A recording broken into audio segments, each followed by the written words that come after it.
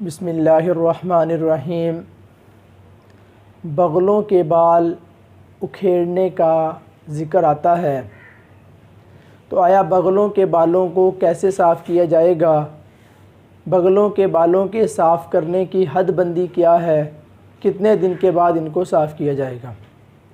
سب سے پہلی چیز یہ ہے کہ ایک روایت میں آتا ہے آپ صلی اللہ علیہ وسلم نے ناخن کاٹنے کی حد بندی، زیر ناف بال صاف کرنے کی حد بندی اور بغلوں کے بال اکھیڑنے کی جو حد بندی مقرر کی ہے وہ زیادہ سے زیادہ 40 دن مقرر کی ہے کہ 40 دن کے اندر اندر ان بالوں کو جسم سے صاف کیا جائے گا، جسم سے دور کیا جائے گا۔ اور اگر 40 دن کراس کر جائیں گے تو انسان گناہ گار ہونا شروع ہو جائے گا، تو اس سے پہلے اپنے ان بالوں کو صاف کرنا چاہیے۔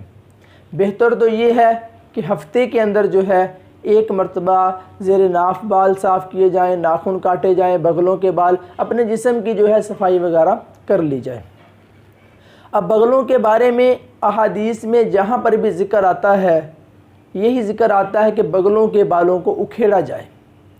زیر ناف بالوں کے کاٹنے کا، صاف کرنے کا آتا ہے، اور بغلوں کے بارے میں آتا ہے کہ ان بالوں کو اکھیڑا جائے۔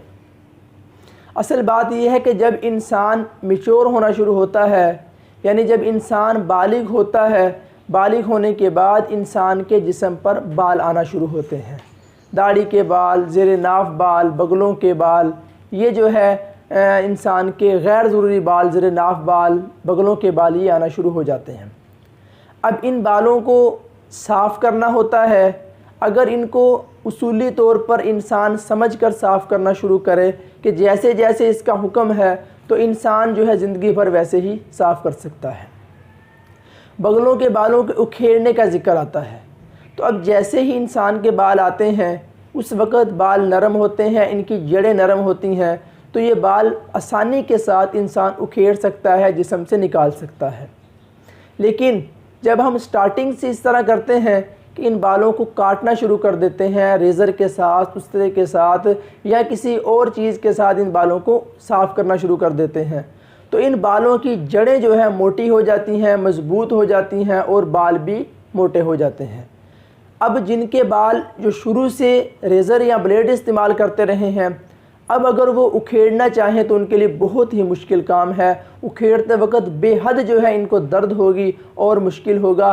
اب جو پہلے بلیڈ استعمال کرتے رہے ہیں ان کے لیے اکھیڑنا بہت ہی مشکل ہو سکتا ہے، لیکن اس کے لیے جو ہے ایک وکس ملتی ہے، اگر وہ استعمال کر کے بالوں کو نرم کر لیا جائے اور ان کی جڑوں سے اکھیڑا جائے تو ہو سکتا ہے، وگرنہ جو ہے جو آدمی بلیڈ استعمال کرتا رہا ہو اب اس کے لیے بالوں کو نکالنا اور جو ہے بہت ہی مشکل ہے۔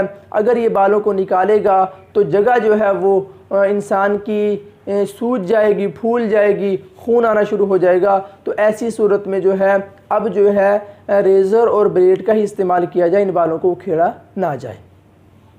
باقی جو لوگ ابتدا میں ہی بچوں کے ساتھ جو ہے ان کو گائیڈ لائن دی جائے کہ آپ نے ان بالوں کو اکھیڑنا ہے، جو ابتدائی سالوں میں اکھیڑنا شروع کر دیں ان کے لیے کوئی مشکل نہیں ہوتا، وہ آسانی کے ساتھ ان بالوں کو اکھیڑ سکتے ہیں۔ اور جو اب جو ہے جن کا وقت گزر چکا ہے ریزر یا بلیڈ استعمال کرتے کرتے، وہ اکھیڑے نہ بلکہ وہ کاٹتے رہیں، کیونکہ جسم سے ان بالوں کو دور کرنا ہوتا ہے۔ اب وہ ریزر اور بلیڈ کے ساتھ بھی اگر دور کرتے رہیں اس میں کسی قسم کی کوئی ممانعت نہیں، کوئی گناہ نہیں۔ آپ ریزر اور بلیڈ یا کریم کے ساتھ بھی اگر کاٹنا چاہیں تو اپنے جسم سے ان بالوں کو دور کر سکتے ہیں۔